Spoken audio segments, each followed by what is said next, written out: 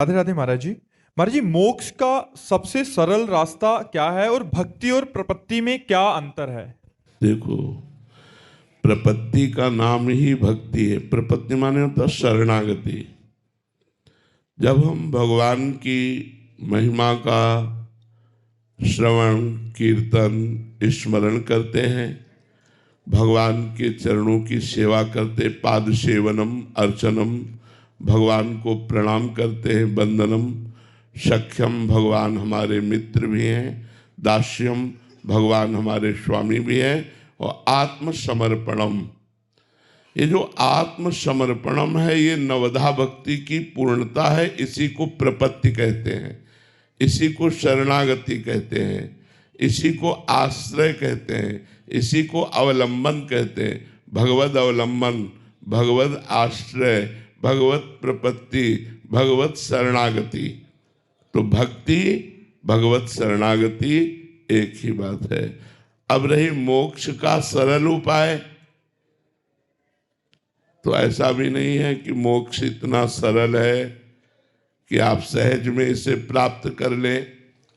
मोक्ष का सहज स्वरूप है आत्मा, आत्म स्वरूप में स्थित हो जाना।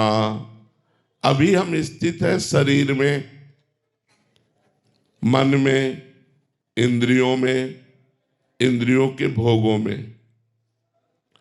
जब हमारे अंदर विवेक प्रकट हो, विवेक कहते हैं जो सत असत का ठीक निर्णय कर सके, वो बुद्धि में प्रकट होता है, और वो सत्संग से होता है। बिन सत्संग विवेक न होई।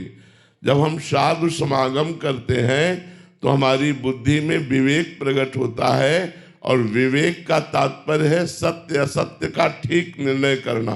तो जब ये निर्णय ठीक हुआ विवेक के द्वारा कि सत्य तो परमात्मा है, असत पूरा संसार है, उमा कहूं मैं अनुभव अपना, सत हरिभजन जगत सब सपना। ये सपने के समान संसार झूठा है। तब लोक और परलोक के समस्त भोगों से वैराग्य, दूसरा नंबर। पहला विवेक, दूसरा लोक परलोक के भोगों से वैराग्य, तीसरा सत संपत्ति, शम दम उपरति तितिक्षा समाधान मुमुक्षुता। शम इंद्रियों का विषयों से हटाकर अपने अपने स्थान पर उनको स्थित कर देना। दम मन को भोगों से हटाकर भगवान में स्थित करना या सच्चिंतन में स्थित कर देना। उपरति भोगों के बीच में रहते हुए भी भोगों की इच्छा ना होना।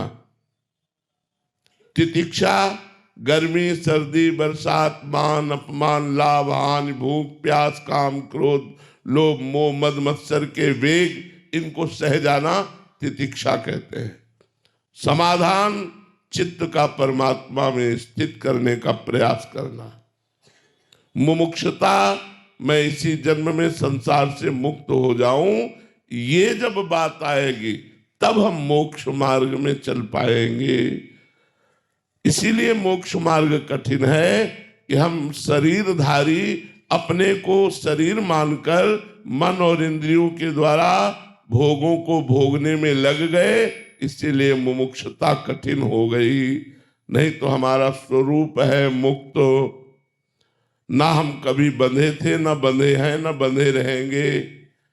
विषयों में हमने स्वयं बंधन स्वीकार किया है, तो हमको इंद्रिय विजयी होना होगा, हमको मनोनिग्रही होना होगा, हमको किसी भी विषय में परास्त नहीं होना होगा। इसके लिए निरंतर नाम जप करो। सरल उपाय राधा राधा राधा राधा राधा।